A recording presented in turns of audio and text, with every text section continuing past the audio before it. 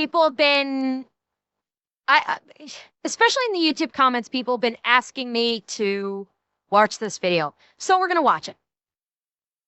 We're gonna watch it. This will be what we conclude the stream with tonight. Chats. We're gonna watch the America's Defiant Stand at Lazarus Ridge, 22 versus 500. This is highly requested, so we're gonna do it. Are we ready, chat? Let's fucking go. All right, the most decorated platoon of World War II. Today we're talking about the Battle of Lazarus Ridge, when 22 American soldiers stood their ground against 500 German paratroopers and quite possibly changed the entire outcome of the Second World War, and they didn't even know it. But first, a word from our sponsor. What is happening right now?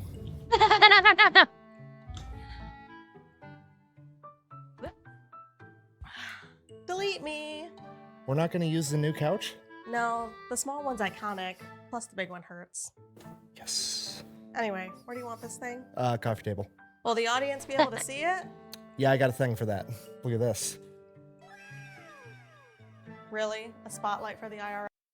What flashed on screen? What was the text? New write-off light showcases video props and assets for enhancement, video background items, consumables, person may be showcased with this new. Oh my god! He actually has a little disclosure in video. I fucking love it. Really? A spotlight for the IRS? I didn't think about that part. You're extra. Love you.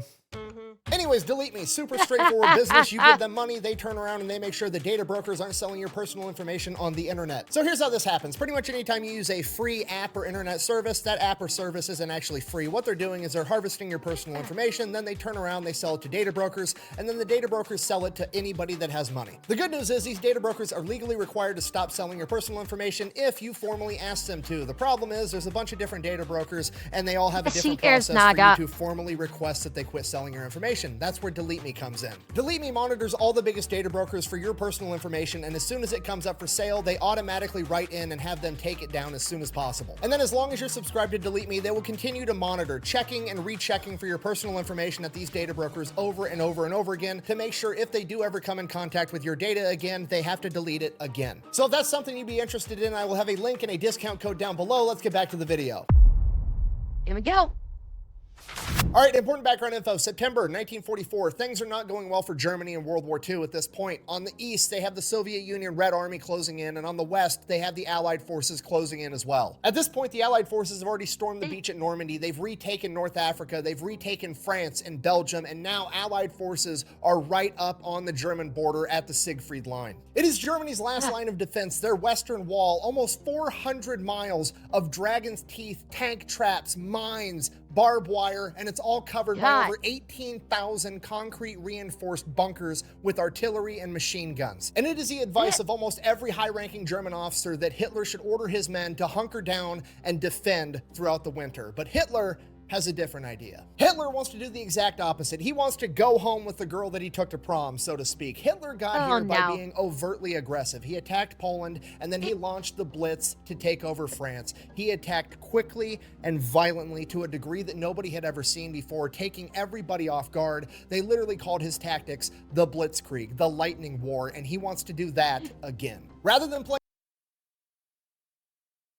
That's stupid. The Blitzkrieg worked because nobody was expecting it. That's why the Blitzkrieg worked. The Blitzkrieg worked because it was the fast-paced attack where you go in fast and you hit hard right off the jump. Is you're surprising the enemy. And you're overwhelming the forces before they have time to muster. At this point, the Allied forces are like, bring it, bitch. And this is so incredibly stupid. I didn't realize he was trying to be this fucking stupid. And by the way, Wormoose, that's pretty fucking awesome that your uncle drove one of the first Shermans on the bridge at Normandy. That is pretty fucking awesome, I must say. Playing defense and waiting for the enemy to come to them. He wants to go to the enemy. He wants to launch a major offensive, and the German military only has one left in him. This is an all-or-nothing strategy, and if he fails, the war is essentially over, but that's not going to deter him. You see, along the Western Front, you have the British and the Canadians in the north, and you have the Americans in the south, and it is Hitler's strategy to launch another blitzkrieg-style attack right down the middle, splitting the British and the Canadians from the Americans, separating the Allied forces. After splitting the Allied forces, he wants to drive the Canadians and the British to Antwerp, essentially pushing them up against the sea, creating another Dunkirk-type situation, forcing the British and Canadians to surrender, and then he hopes to broker a peace deal with America because America won't want to be the only Allied force left fighting them. Assuming that plan works, he will no longer have a Western Front to defend, and he will be able to divert his entire military to the Eastern Front to combat the Red Army. This is a Hail Mary. This is an all-or-nothing strategy, and the Germans need everything to go right if they want any chance of success. They need the weather to comply, and they need the element of surprise. Because of this, the entire offensive is going to need to run on a very tight timetable. Once they invade and knock the Allied forces on their heels, they're going to need to keep them on their heels the entire time until they've won. If even a single German unit gets hung up or delayed, it could throw off the timetable, allowing the Allied forces to regain a foothold and launch a successful defense and maybe even a counteroffensive. And that would essentially bring an end to World War II in the European theater, with the Nazis losing. The crazy part about a strategy that's this big and this time sensitive is that it could be just one small contingency of men led by one officer that's willing to fight to the bitter end that could set about a chain reaction that would bring about the end of the entire Third Reich. And what's even crazier is Hitler would probably never even find out that dude's name. Wow. Lyle Bauk was born on December 17th, 1923 in Fenton, Missouri. He grew up during the Great Depression with 5 siblings. His father was a carpenter, and as I'm sure you can imagine, there wasn't a whole lot of new construction going on during the Great Depression, so he grew up in what many of us would consider to be soul-crushing poverty. Luckily, ignorance is bliss, and young Lyle was just a kid. Whatever he experienced was normal to him. He had no idea that it was irregular for a family that large to live in a one-bedroom home with no electricity and no plumbing. He didn't know that it wasn't normal that nobody was full after dinner and that all the siblings would go out to eat dandelions and wild berries for dessert. But as he got older, he started to fully understand his family's situation, and by the time he was 14, he wanted to help. So he went and he enlisted in the Missouri National Guard, where he would be able to make $1 a day every time he had drill. In the Army, Lyle's basically a prodigy. He's incredibly intelligent, he's great at everything he does, and he grew up some poor Depression kid eating dandelions in his backyard, right? There's nothing the Army can do to him that his childhood hasn't already done, and he deemed his childhood as a good time. So he basically was already packing the main character's starter kit. Great Depression era, child of 5, dirt fucking poor to the point that he's eating dandelions and berries for dessert because he wasn't full from dinner. He has got the Fat Electrician main character starter kit with extra bonus because he's fucking brilliant as a soldier. So he got that extra little bit too. All of this is just fun to him, no matter how much it would suck to anybody else. By the time he's 16 years old, he is the supply sergeant for his entire unit, and in December of 1940, as World War II is starting to heat up, America has not entered the war yet, but it's looking like we're gonna. They're starting to draft people. His entire reserve unit gets activated to go do a bunch of training. So Bauk and his unit are down in Texas and Louisiana. They're training for a full year. They go from December 1940 till December of 1941. Early December rolls around, they're getting ready, they're packing their shit, they're gonna go back home. They've been gone for an entire year. Japanese attack Pearl Harbor, they're not going home. They get told, congratulations, your active duty has been extended indefinitely. Hey, what's going on? War! Don't worry though, it gets better. You see, the Army in its infinite wisdom is like, okay, we've got this group of National Guard guys. They've been training for a full year. They're ready to go. They've been training in Texas and Louisiana. They're used to the heat. They're acclimated for the desert and the... So let's send them into the winterous mountain ranges. I already see that's where this is going. They're acclimated to the heat, so we're gonna send them to the bitter fucking cold. Because fucking Army logic.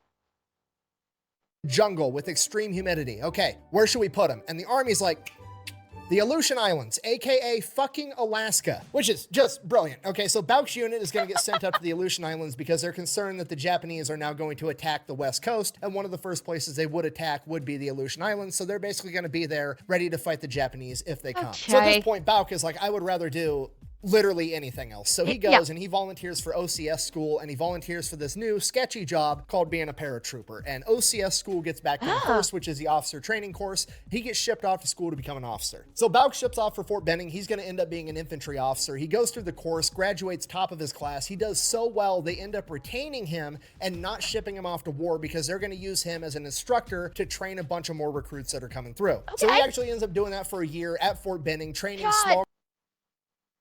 Look at him. Look at how baby-faced he looks. He literally has he's big, but he literally has a baby face. Like, how old did Nick say he was when he went in?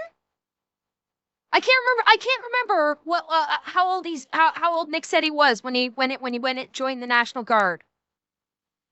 14? Okay, yeah, like, oh, wow. Young, 18 or 19? Yeah. Nice. Group defensive tactics for the infantry. So a year goes by, Bouck is 19 years old. He gets orders to go down to Camp Maxey, Texas. He's going to be joining the 99th Infantry Division before they get ready to ship off to combat. He's not really sure where they're shipping off to yet. Nobody knows if they're going to the Pacific Theater or the European Theater, but just judging on the fact that they're in Texas where it's warm and the European Theater is about to go into winter, it would make sense that he was going to the Pacific Theater, so he's starting to mentally get himself ready for that. So he gets down to Camp Maxey, and at this point in the war, it's like 1943, so most of the younger officers, Bouck's only 19 years old, he's a first lieutenant, and most of the junior officers that are young are all what's called a 90-day wonder, which basically means they pluck some kid out of college, sent him to officer training school for 90 days, and turn him around and sent him into combat to lead men into battle. So being called a 90-day wonder is like a derogatory term. It's definitely not a compliment. It's basically everybody in your chain of command being like, hey, I respect the rank you have on your chest, but also I have zero faith in your ability to do absolutely anything. So that's kind of what everybody just assumes Bouck is. He's so young, they look at him, 19-year-old kid, first lieutenant on his chest, are like,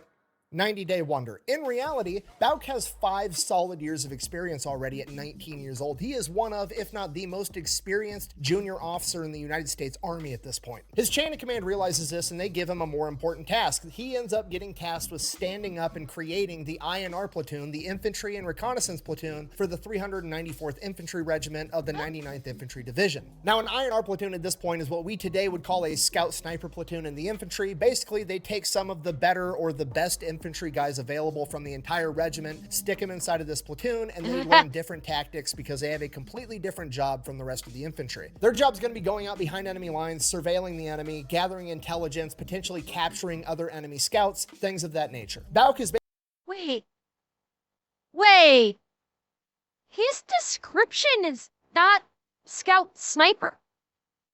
If their job is to do intel gathering and maybe capturing other recon units, that's not scout sniper, that's just scout.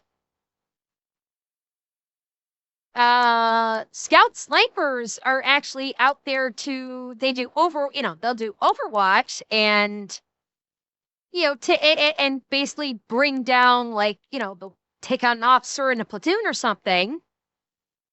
That's definitely more of a scout description versus scout sniper.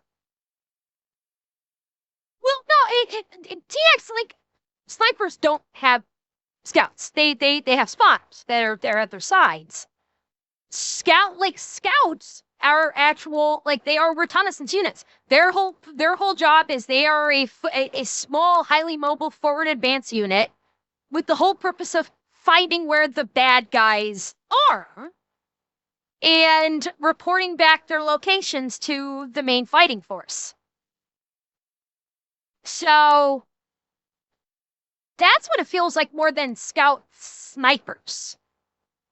At least in my ears. Now, who knows? I mean, Delish, you could be right. They could have categorized snipers very differently back during World War II. You absolutely could be correct. It's just It sounded like Nick was equating it to a more modernized unit versus comparing it to the units of World War II. Maybe he was comparing it to a World War II scout sniper unit. It's very possible, in which case, okay, then that makes sense.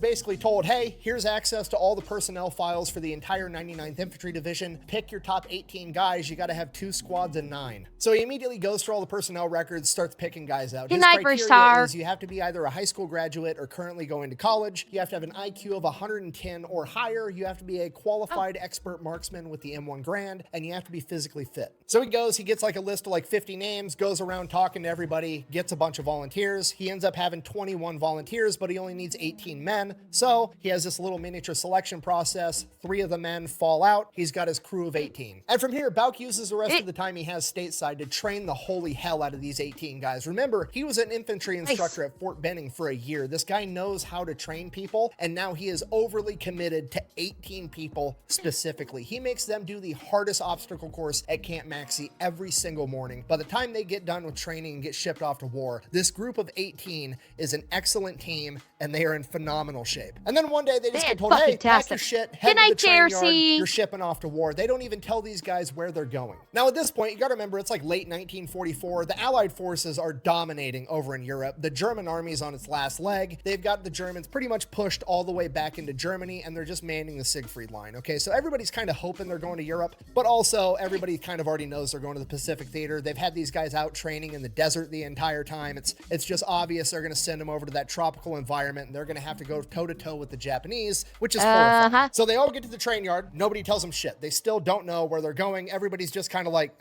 we're going to Japan. We've got to be going to Japan, right? They get in the train. Nobody tells them where they're going. And they're like, well, fuck it. I guess we'll know in a second when the train starts moving east or west. Because obviously, if we're going to the west, we're going to the Pacific Theater. If we're going to the east, we're going over to Europe. And sure enough, the train starts heading to the East Coast. These boys are headed over to the European theater in winter, despite the fact that they're acclimated to living in a desert, which, I mean, it makes sense if you don't think about it.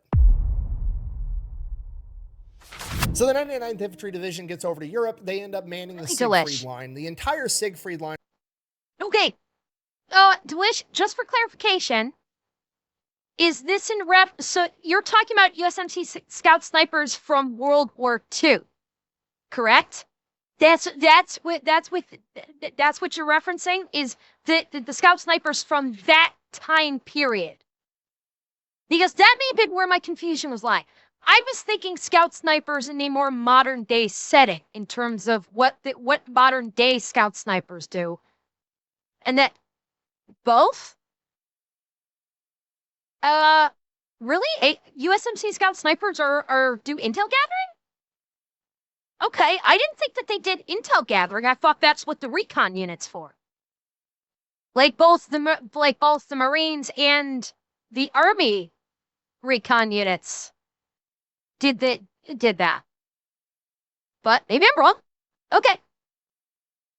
So the 99th Infantry Division gets over to Europe. They end up manning the Siegfried Line. The entire Siegfried Line on the Allied side is pretty sparsely defended. They're not anticipating the Germans are going to launch a counteroffensive and attack, so they're just kind of spread out, maintaining the area. They're going to let winter do some of the work for them because it's November in 1944. Let the Germans go in there, freeze their ass off. The Red Army's attacking them from the other front. Like, let's just wait a minute and chill is more or less a strategy. So a lot of the infantry guys on that front aren't doing a whole lot other than just securing that front line. But Bauk and the INR platoon are scouts. They're going to be going ahead and they're going to be actually scouting out the Siegfried Line. They're going to be making maps, getting spots of where all the bunkers are, where all the booby traps are, all the minefields, gathering all the intel, and trying to capture German scouts and intelligence along the way. Now, because... And that sounds like a scout team. That 100% sounds like scouts that I've known. I've known a couple of scouts. Modern day scouts, clearly. And that's exactly what they would do. They go forward in the line, and they find everything where the bad guy is, everything, where all the enemy positions, where they're all fuck. Thank you, Cobra. Thank you for the 10 gifted. Thank you so much. Fuck, you always... Let's do this right in the middle. Let him say something. Right in the middle. Right in the middle of me saying something. Yeah, but this is what scouts do. They go, they find enemy positions. They'll mark out specific enemy, reinforcements on the map and get all that information back to the main attack force so they will no. Absolutely. Well, it's where would you go? What would you do? TX, it's more like, okay, you've got bad guys here, here, here, and here. You've got emplacements here. You have minefield setups right here. You've got, you've got barricades setting up right here. That's gonna prevent your armor from getting through. It's basically just, scouts will basically just provide a map to the rear attacking force of where all the bad guys are. That's what a scout does. The IR platoon is going to be sneaking up on the enemy front lines trying to gather reconnaissance. Their job is a little bit more dangerous, so Bauk wants to give him and his men the best firepower they can possibly get. So he goes out to the mechanics and the engineers and asks them to make some modifications to the IR platoon's M1 carbines. Firepower. If you don't know, the M1 carbine is semi-automatic and it has a 15-round magazine, so they go and they end up welding 2 magazines together to make a bunch of 30-round magazines, and then they modify the sears inside of the carbines to make them fully automatic. So now the INR platoon is going to be running around the woods in Germany with what amounts to a bunch of submachine guns. By December 1944, did they just jury-rig up, effectively speaking, some bars? That sounds like they essentially turned their M1s into BARs. Because the BAR fires the same fucking round that the M1 does. I don't know what the magazine capacity is on the bar. But, god damn. Yeah, turn it from semi into full auto. The M1 carbine was a small... I thought the M1 fired the same... Why am I thinking the M1 was firing the same caliber as the BAR?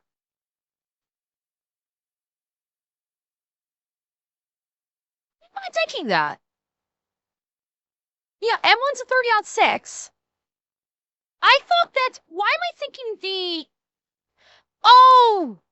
They had M1 carbines. Oh, wait, okay. Firepower. if you don't know, the M1 carbine is semi-automatic. Oh, yeah. Okay.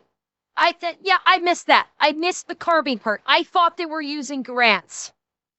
Okay, that's my bad. I completely mistakenly heard what rifle they were using. Automatic, Okay. and it has a 15 round, and then they modify the sears inside of the carbines to make them fully automatic. So now the INR platoon is going to be running around the woods in Germany with what amounts to a bunch of submachine guns. By December 1944, they're going out, they're doing missions, and one of the first missions, they wanted to take Private Leopold with them. Now, Private Leopold in the INR platoon is unique because he was actually from Germany. His family fled when the Nazis came to power because they were Jewish. So Private Leopold is extremely valuable because not only does he speak German, but he speaks German in a German accent. It's his native tongue. So he's going to be able to overhear Germans if they get close enough to spy on them, or if they capture one, he's going to be able to interrogate them. It's a very valuable asset to have. The problem is he's Jewish and he's from Germany. If he gets captured by the Nazis, it's pretty much a death sentence right out of the gate. And he's already being a scout, like the most forward infantry unit available, so his chances of being caught are higher than virtually anybody else's. So he's not super keen on going out on missions unless he's feeling like he's at 100%. And on this particular day, he's sick and he's got a really bad cough. So Leopold goes to the chain of command and he's like, hey, I've got this really bad cough. I'm a scout. We're trying to like sneak up on the enemy. Maybe me coughing the entire time isn't going to work out that great. Also, I'd rather not get caught because I'm Jewish. What do you think? Can I sit this mission out? And the chain of command's like, I mean,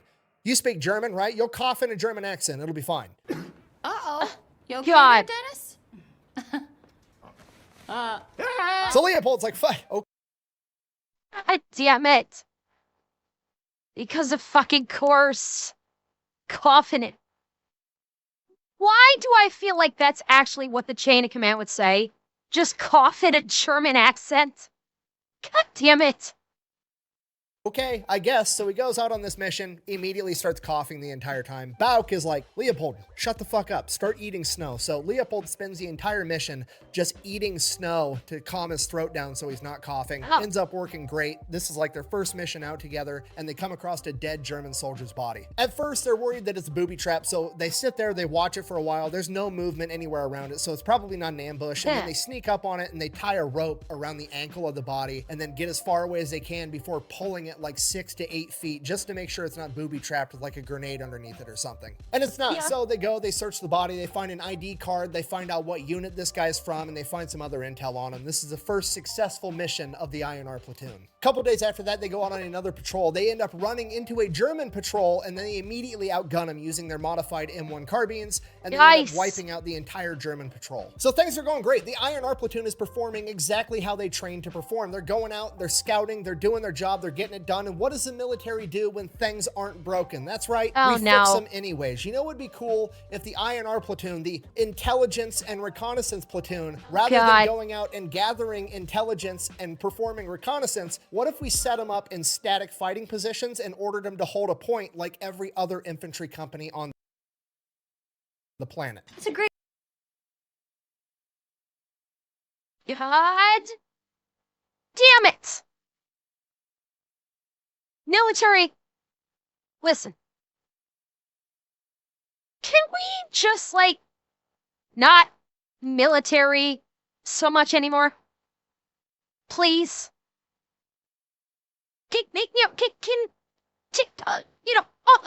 Officers, chain of command, can you please just, like, stop chain of commanding? For fucking once? For fuck's sake! We're yes, I'm aware of this thing. I liked my brain. I've had it a long time. I'm rather attached to it. I'd like to keep using it like this. I do not wish to have it dumbed down by these goddamn World War II chain of command morons. Fuck me. It's a great idea, right? It's a terrible idea. So December 10th, Bauk's commanding officer rolls up and is like, hey, get in the Jeep. He drives Bauk out, and he drives him to this little tiny village of like 15 houses and a cafe called Lazareth. And Lazareth has this main road running right through the top of it. Inside of Lazareth, there's like 50 anti-tank soldiers and then like 4 forward observers, you know, the guys that call in the artillery. And then right on the other side of the town, there's this ridge with a wood line. And the commander's like, hey, I want you and your 18 guys to go ahead and hold this ridge on this wood line. We can't lose this town on the off chance that the Germans do attack, because this would be the best route for a bunch of tanks to come storming through. So Bauk and the INR platoon are not excited about this. Wait. They're gonna have 18 guys for a position that they are worried about tanks coming through. Yeah, they've got some like forward observers there as support for like artillery support. But they're gonna have a scout platoon holding guard on a potential tank insertion point, an armored insertion point.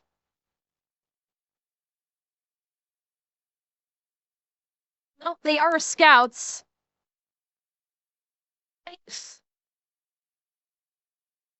Fucking hell. Military intelligence, chat. Military goddamn intelligence. This is not what they train to do. It's not really their job. They don't have the training. And when you don't have the training, you get to do the most terrifying thing in the military. You get to wing it, and Bauk is going to do just that. So obviously, they're about to start stealing shit. Sorry, I mean strategically transferring equipment to an alternate location. The finest merchandise this side of the River Jordan on sale today. Come on down. And the best way to go about that this time is to not actually steal it. It's actually to trade stuff that they've already stolen. I mean, acquired. You see, because the INR platoon was one of the only units actually going out scouting and engaging German scouts, they were also some of the only men on the Western Front at this point in time that had gathered memorabilia, if you will. And let's face it, everybody wants a good souvenir, right? Including supply sergeants. So Bauk gathers up all their memorabilia, goes out to the supply sergeants. He ends up trading it. He ends up getting several Browning automatic rifles, a 30 caliber machine gun, and then he ends up trading some pretty substantial pieces of memorabilia and gets a Jeep that he then convinces the mechanics to weld tank plate armor onto and mount a 50 caliber machine gun on top of. And yes, please. I'll take your entire stock. Hell yeah, brother. This is fucking awesome looking. But yeah, I want one too. I want all of them. This is pretty, okay. This is fucking genius. I love it. On top of, and he drives that out. I want one. I want one. Wait. No, wait. Put it in wait. my mouth. No. That's my thing. Put it in my mouth, Chad. No. Out the mouth. Tank plate armor onto and mount a 50 caliber machine gun on top of, and he drives No, that out Mechanist, to I Lazarus. refuse. So the Iron Armor platoon gets all their new equipment. They head out to Lazarus. There was a unit that was already there that had already dug foxholes, but their foxholes kind of sucked. They weren't very deep, so the Iron Armor platoon gets to work. They dig the foxholes way deeper. They go out in the woods and they cut down a bunch of 4 to 5 inch thick trees. They build it up on top and they cover the foxholes with wood as well. They camouflage the holy hell out of everything. They even dig a foxhole for the Jeep with a ramp to drive down into, so it has its own fortified fighting position. So while that's going on, Bauk goes down into town in Lazarus. He wants to figure out everything that's going on. He wants to talk with the FOs, talk with the anti-tank guys, just get everything under control and know what's going on, right? He gets there, kind of a giant shit show. They've clearly been here for a while and there's not a whole lot going on. There's a family in town called the Schur family, and they're actually making hot food for all the Americans in exchange for chocolate and cigarettes. Now, the Schur family has already got their 25-year-old daughter sleeping in bed with the parents just so she stays away from all the American soldiers, and all the American soldiers have made her 16-year-old brother Adolf basically their mascot. He now speaks English, but only profanity. So with that, he goes back up to camp and yeah, that checks out. Bunch of World War II GIs. Having the, chat, we remember what we saw in MASH. How they trained Ho-Jun to be a bartender and we're plying him with Penthouse magazine. Yeah, it checks out. 100%. This is checking the fuck out.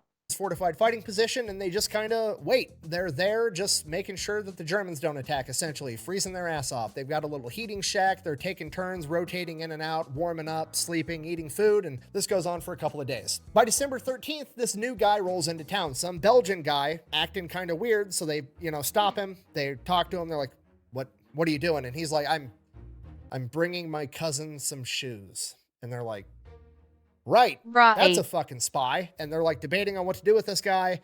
They can't really do shit with him, so they just end up letting him go. And from there, shit just gets weird. There's this like one corner of the area that they're overlooking with their fields of fire that they end up calling the creepy corner because every single night something weird is going on over there, right? There's noises and nobody can see shit and they don't know what's going on over there. And eventually one night they're manning the positions and they hear snow, like freshly frozen snow. You know how when you step on it, it kind of got this big crunch sound as it breaks through? They hear that getting closer and closer and closer, and eventually they just open fire on it because it has to be someone or something.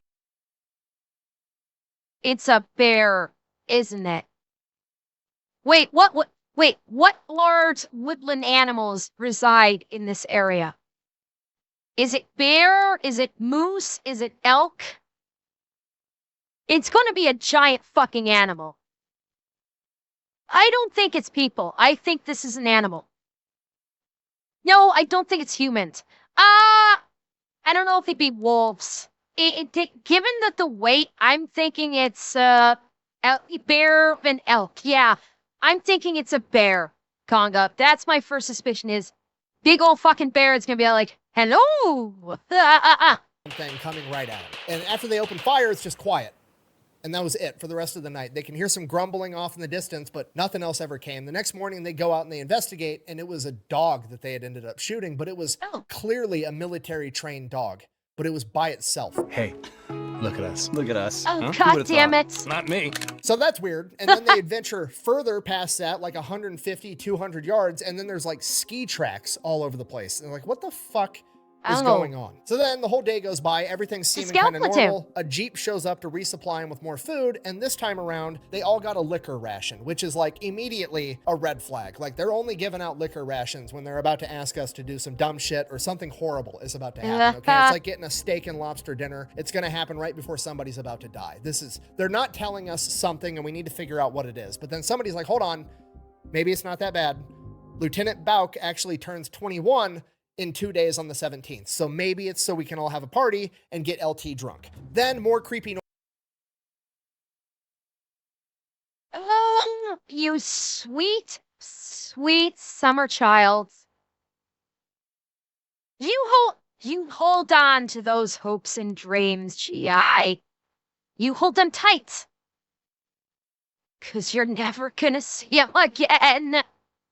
Noises all night long. That morning, a deer walks into camp. Naturally, they shoot it with a machine gun. They end up eating it. Then, normal day, seems like, okay? Night of the 15th. More creepy noises all night long. But tonight, the noises are different. Off in the distance, it almost sounds like there's engines running. So Lieutenant Bauk knows something's up. So he has all the guys up. They're all alert. They're all there. And then on the day of the 16th at 5:30 a.m., they start getting hit with a ton of artillery fire right on top of them. At this point, the whole platoon and Lieutenant Bauk are all shitting their pants. I mean, they've had a couple of firefights off in the woods with like 2 or 3 Germans, but this time it's completely different. It feels like they're in the shit. It feels like they're at D-Day taking a ton of artillery fire. The rounds that are getting shot towards them are set to airburst, so they're blowing up in the tree line before they hit the ground, and it's just sending shards of tree splinters everywhere. So the entire INR platoon is just hiding inside their foxholes, and at this point, everybody's pretty fucking happy that Lieutenant Bauk made everybody cut down trees and put roofs over their foxholes, because now it's gonna take a direct hit to take anybody out. The artillery barrage just keeps coming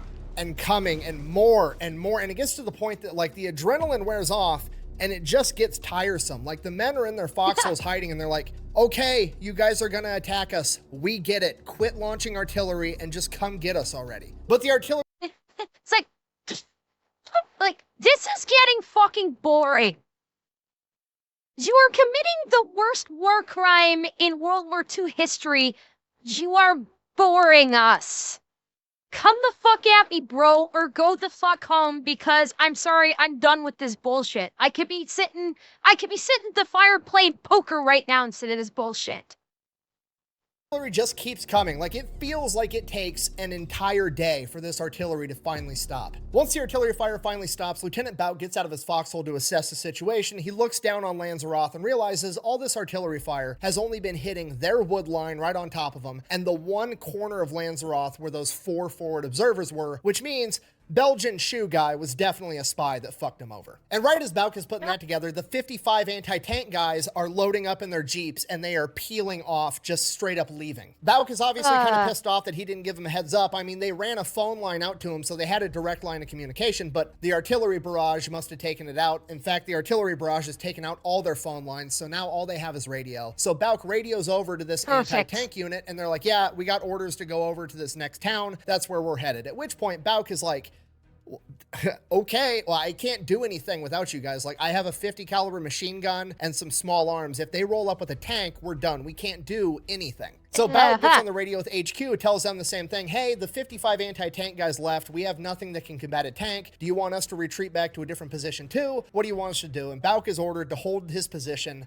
at all costs. Right around this time, the 4 forward observers that were down in town come up the hill. They're going to be joining forces with the INR platoon because their position got absolutely pounded by artillery. So it is now Lieutenant Bauk, the INR platoon, and 4 forward observers for a total of 22 men defending Lanzarote and the road running through it. So the forward observers get settled into their new fighting positions, and as soon as that happens, hundreds of German soldiers descend upon Lanzarote. I mean, a shit ton. Luckily, it's very clear that these guys are not moving tactically. They're kind of just moseying through the town. They're not expecting any resistance. They think that the Americans have either been taken out by that artillery barrage or that they all retreated after the fact. But as they start getting closer and closer to the ridge where the INR platoon is, Bauk finally makes out these aren't just German soldiers. These are German paratroopers carrying the new FG-42 assault rifle. Great. So not only are they outnumbered like 50-1, but these are also an elite infantry unit that have fancy new weapons. Perfect. In reality, and luckily for Bauk, a lot of these paratroopers were new recruits recruits and weren't quite trained up to the paratrooper standard that the Germans had previously had earlier in the war, but Bauk doesn't know that, and he's still kind of shitting his pants about it. And honestly, it really doesn't matter that much, because even with that being said, it's still 500 to 22. So seeing how vastly outnumbered they are, Lieutenant Bauk is like, okay, it's my turn to call in artillery fire. He hops on the radio, he calls for fire right on top of this massive formation of Germans, and they radio back and tell him, sorry, you're outside of the priority zone. We're taking attack from all over the place, and you're just not a big priority right now, so you're just gonna have to live without it. Now, Bauk doesn't say it over the radio, obviously, but at this point, he's just kind of like, so let me get this straight.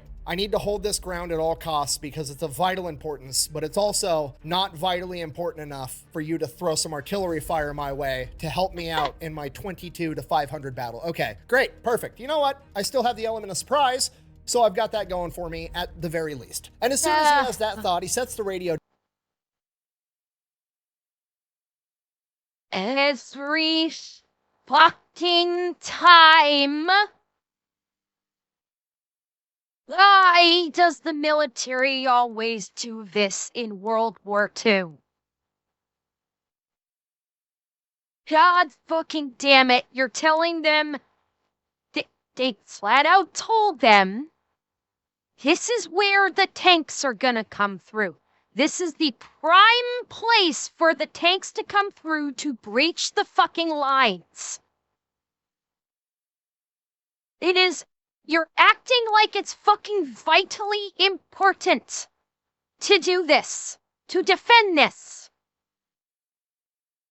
And yet, when the Germans attack, and you call them for help, hey, this vitally important section of the line is about to get breached that you were so hell-bent on us protecting. You're not gonna help us? Really? That's what you're gonna do for your vitally important breach point? God damn it.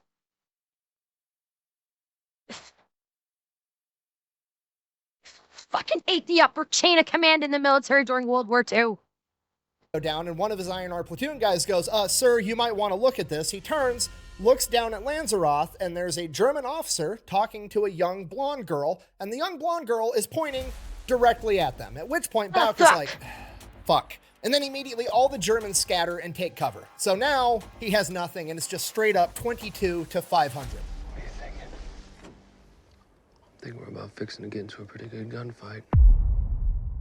Oh, God. Moments later, the Germans just bum rush the hill that the INR platoon are on top of. About midway up this hill, there's this barbed wire fence. They didn't put it up, it'd been there forever, but none of the Germans even make it there. The INR platoon is just picking them off one by one. Remember, every single one of them is an expert marksman, and these guys are just out in the open running up a hill. They don't stand a chance. The INR platoon ends up driving the Germans back. Obviously, they fall back, they regroup. Bauk is going from foxhole to foxhole, redistributing ammunition, checking on all of his guys. Everybody's okay. They've repelled the first wave of the Germans. They're probably going to get flanked now. There's nobody out there. If they get flanked, they're screwed. At this point, it feels like they've been awake for 3 days, but in reality, it's only like 9 o'clock in the morning. And like I said, they're just sitting there waiting for this flank to come. They're just going to fight till the bitter end. That's all they can really do. And they sit there and they wait and they wait.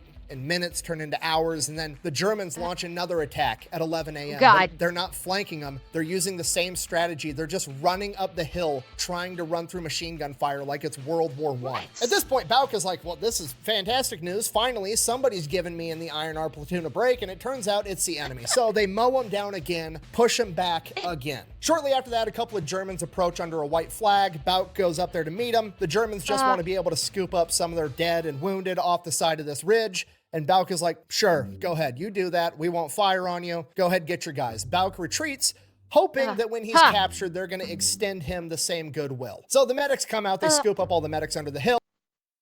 It was at this moment that he knew. He fucked up. This is the Nazi Germany army. No, they're not going to extend that kind of goodwill. My guy. Very pre-thought. But no, I hate to tell you.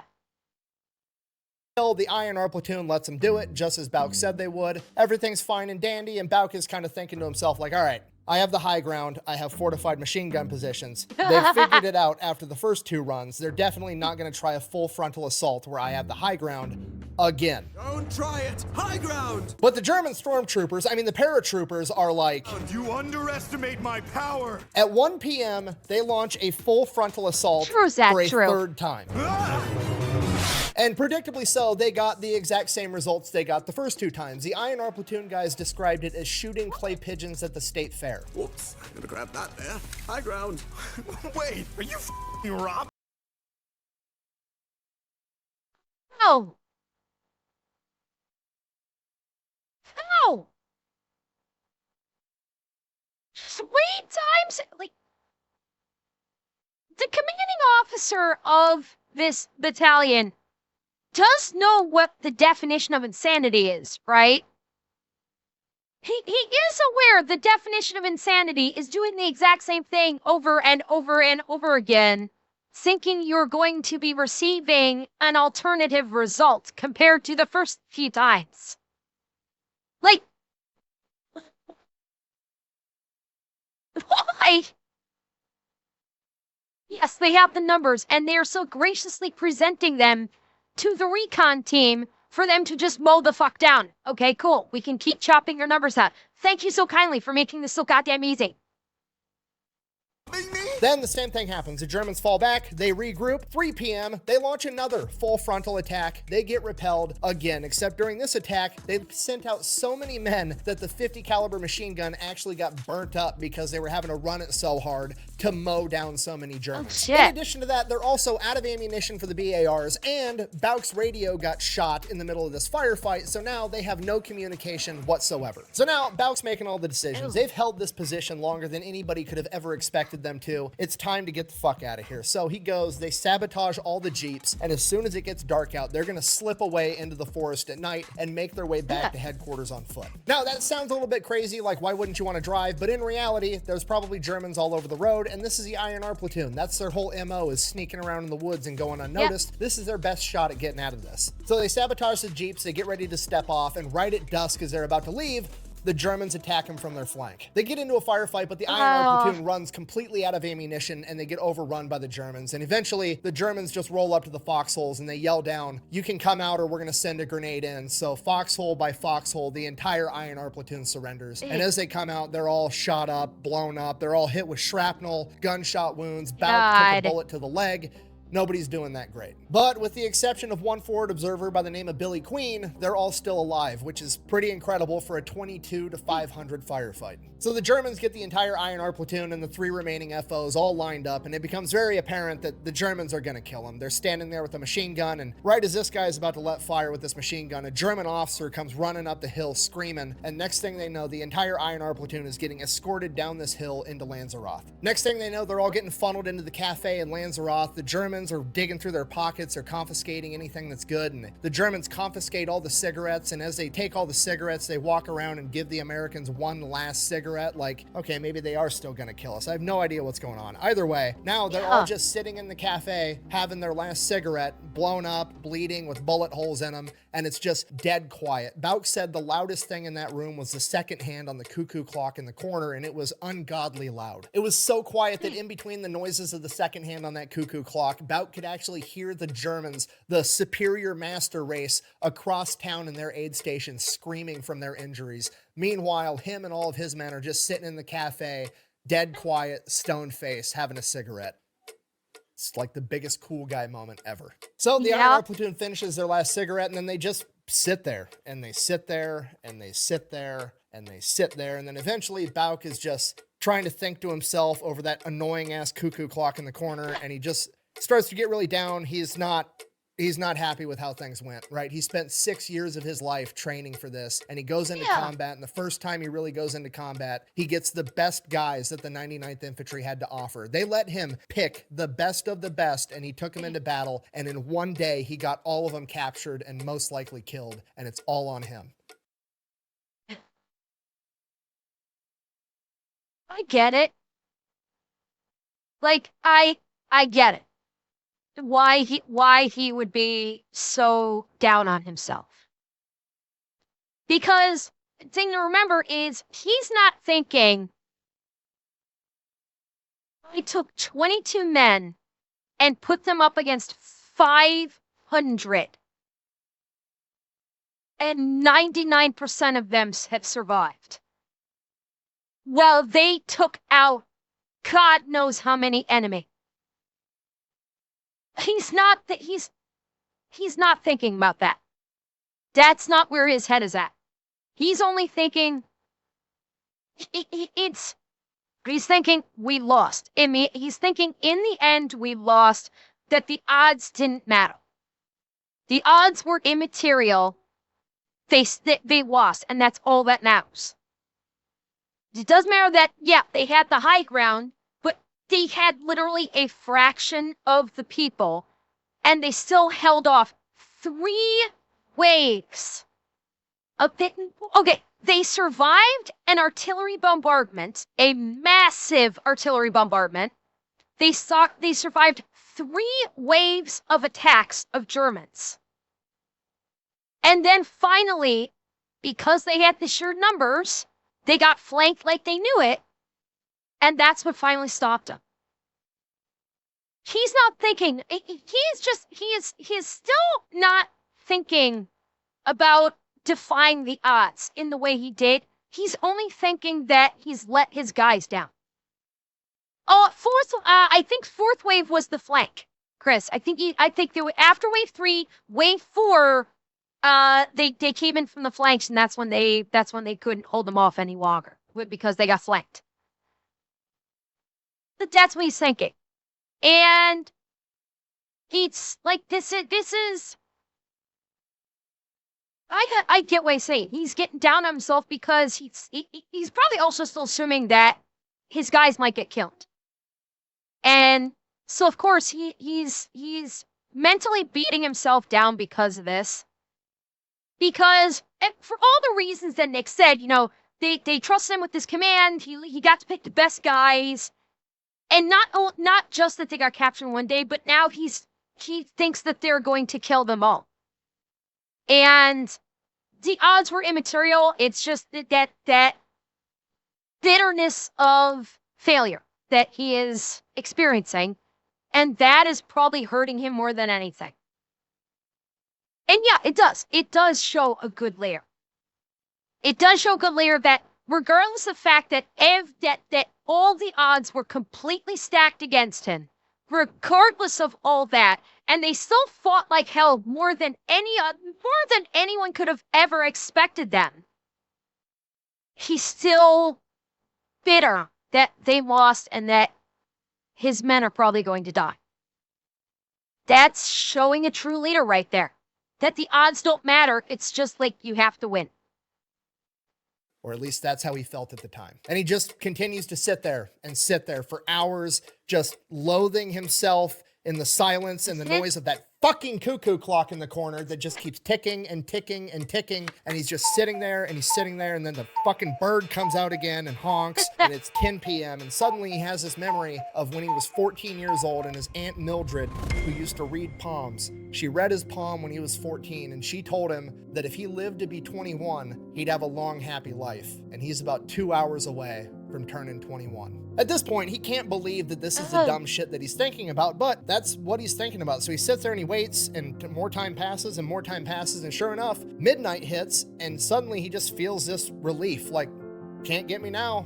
I'm gonna make it. And not a minute later, some high-ranking German officer comes storming into the cafe, yelling at all the other Germans. This guy's not like all the other German military guys around here. He's not standard German military. This guy's SS. He's dressed from head to toe in leather. He's got the German dead skull on his hat. He's got the Knight's Iron Cross around his neck, the second highest award for valor in the German military. This dude is super important, and he is super fucking pissed off right now. Now, Bauk doesn't know it at the time, but this SS officer is yelling at all these other German officers like, why are you guys stopped? Why aren't you continuing to advance? We're on a very strict timetable. What the fuck is going on? So these German officers explain to this SS guy like, hey, there's a massive American army in this wood line. They've got tanks, they've got machine guns. we're not going to go fight them at night. They've been fucking us up all day long. We finally captured their forward scout element. So they wait until there's enough light to actually go outside. Like 4 a.m., the Germans send out a bunch of scouts into the wood line. They don't find anything because there's nothing there to find, and they have to come to the realization that 22 dudes with small arms have been fucking them up for the past 22 hours, and they're all incredibly embarrassed. Wait. No, he didn't. No, Revan, he didn't trick them. They fought so hard that Germans thought there were far more troops and equipment than there actually was. Yeah, he accidentally tricked them. Oh, fuck. That's fucking brilliant.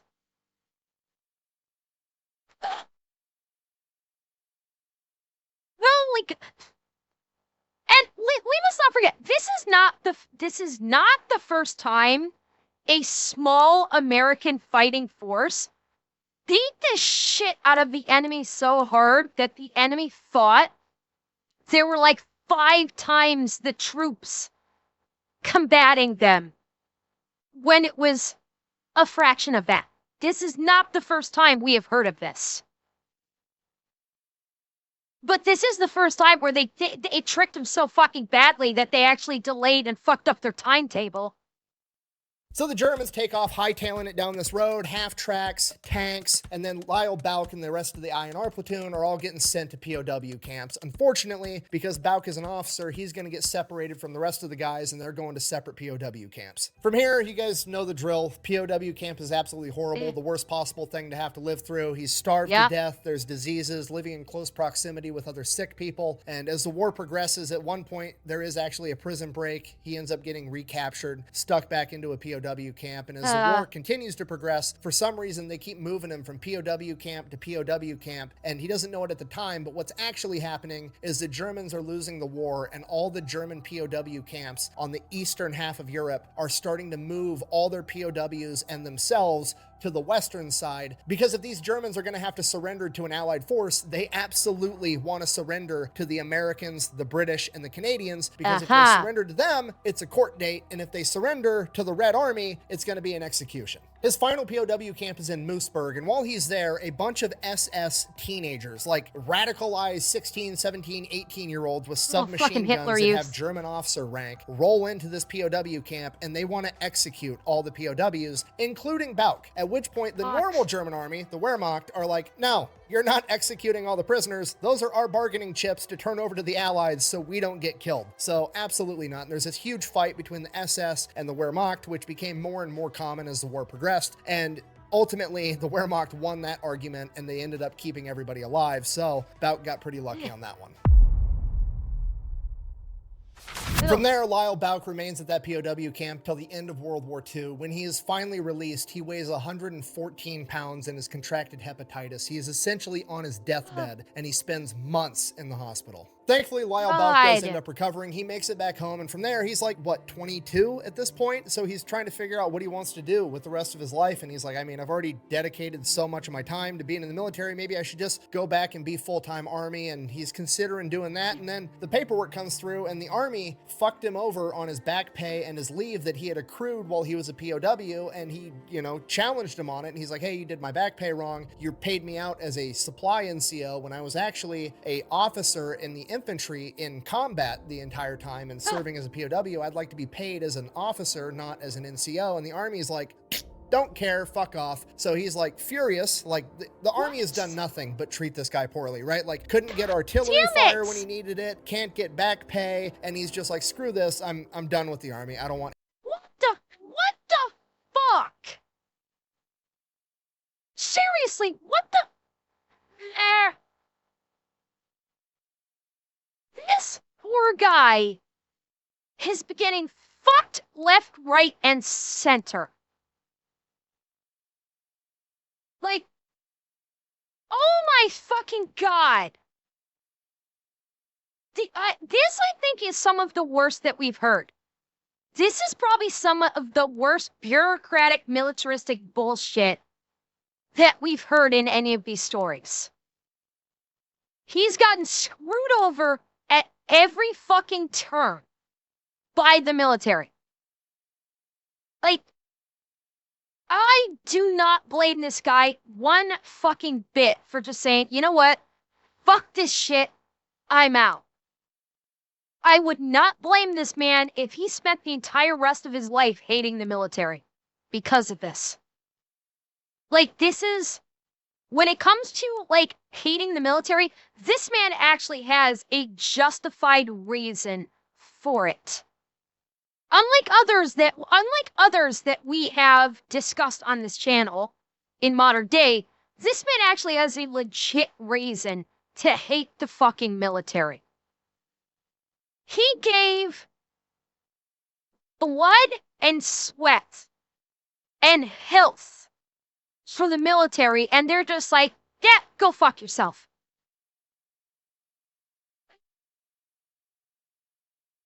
God fucking damn it. God damn it, I hate when this shit happens to these soldiers. This man was a fucking hero. He held this position, received support from no one. He held the position he was ordered to hold, and because he held that position, we're probably gonna fight, him holding this position made it possible to fuck up the timetable for the German army to prevent them from breaching the Allied lines and pushing them back and turning the tide. Because he did it with 22 guys against 500 Nazi soldiers. He did what none of these fucking bureaucratic, cock-gobbling assholes could do. And they're gonna screw him out of being properly paid after they fucked him over on his support.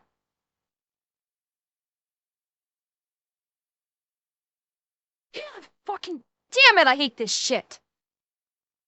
Anything to do with it anymore, understandably so from his point of view. From there, he kind of hangs around town, meets his high school sweetheart Lucy, ends up marrying her, trying to decide what he wants to do for a career. And one of the things that helped him recover from all his injuries from the war was actually a chiropractor, so that inspires him to go off and become a chiropractor himself. And from there, he just kind of gets to live happily ever after, just like his Aunt Mildred predicted when she read his palm. For 20 years, he never talked about what he did during World War II. Why would he? He thought he was a failure. He thought that he got given the chance to assemble the best men the 99th Infantry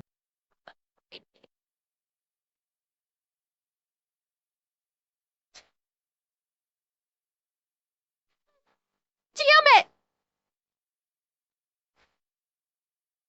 Fuck!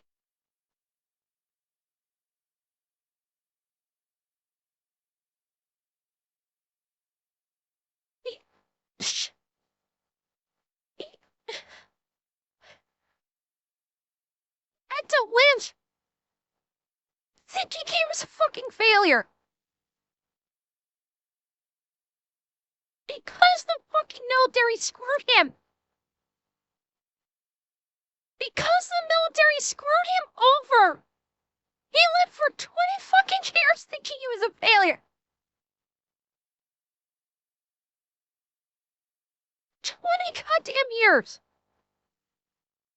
Because he didn't receive any medals from this. He didn't get any medals from this. He got no recognition. He got fucked over by the military in every dirt. And so they made him think he was a failure. Damn it.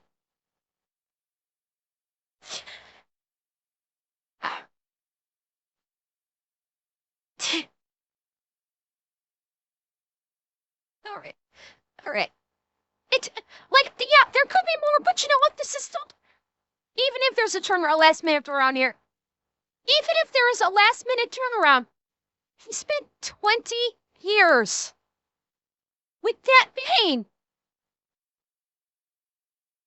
Even if they award him something, it's still the fucking 20 years.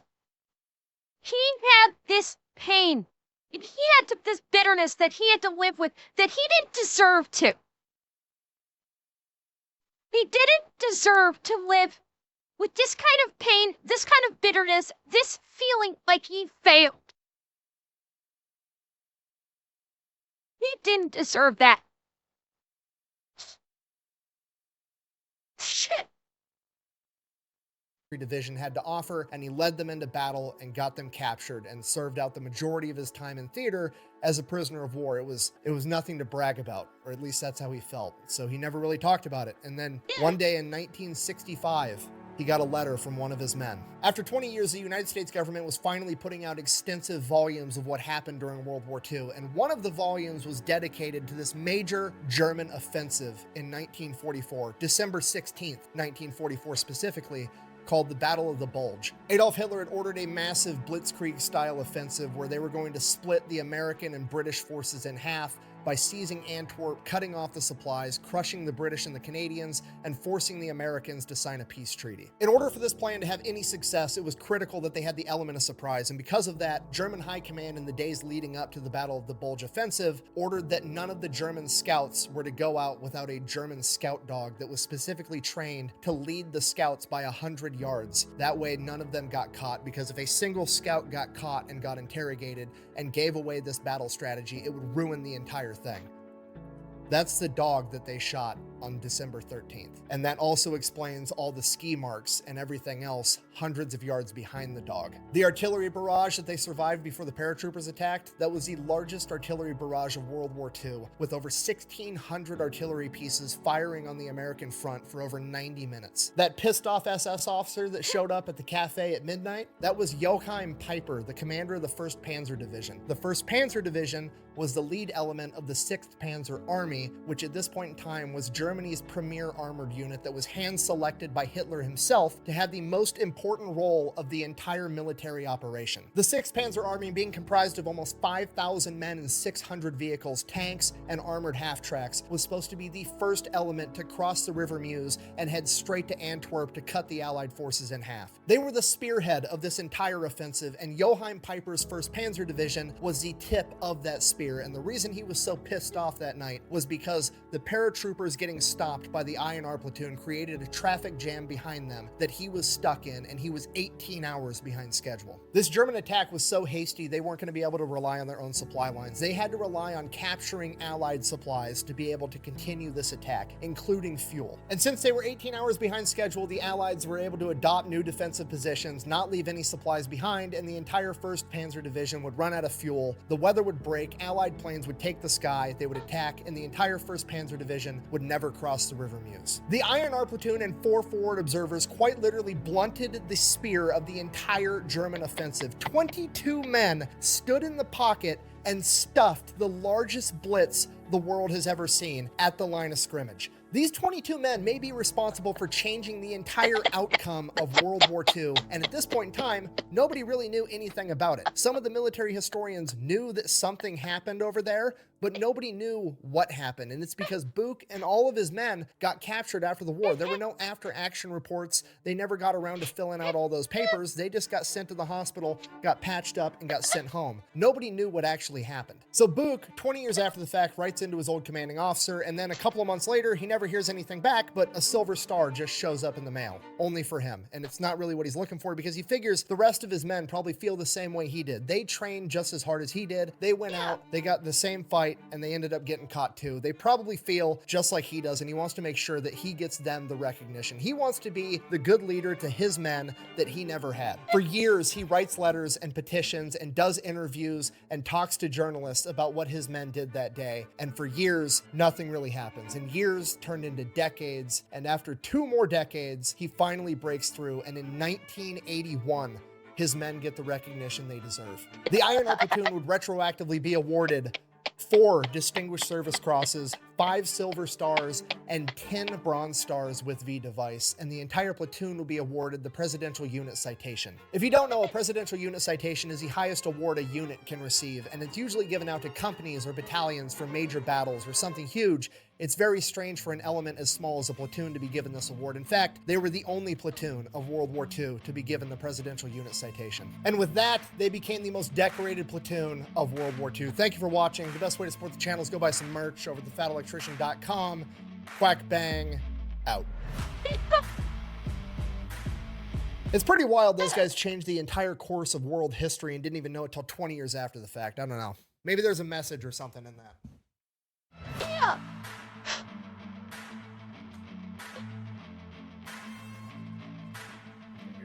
Well, I felt. What? Wait.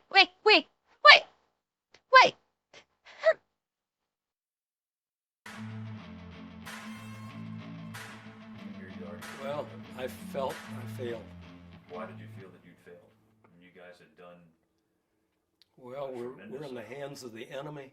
I just thought we should have done something better, and we didn't. And I felt like what I did was a failure. You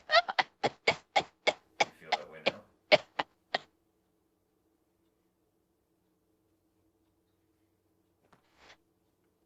Couldn't tell you.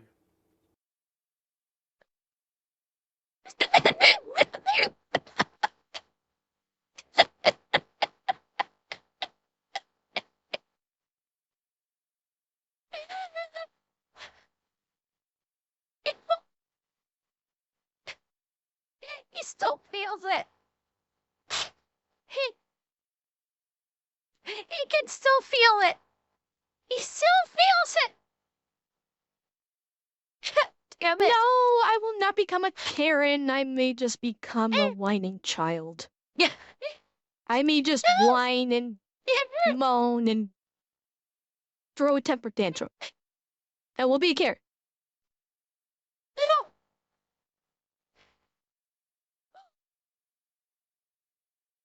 Even after all those years, he still doesn't feel like he did right. He still doesn't feel like he did. No, even after all those years. Damn it. Yeah. He did. Yeah. Yeah.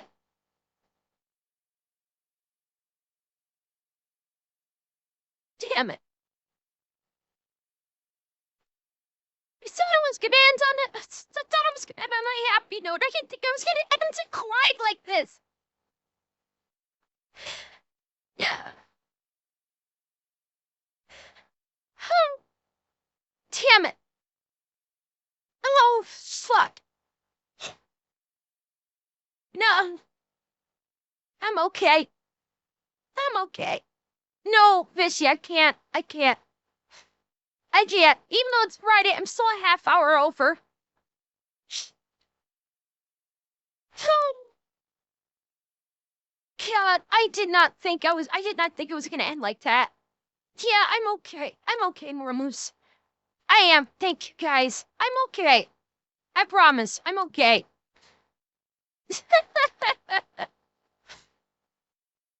You're welcome, Chayton. You're welcome. Well, Zerog, no, I'm okay with crying like happy tears. This one was hurt. This one hurt. This one broke my heart. This one absolutely broke my heart.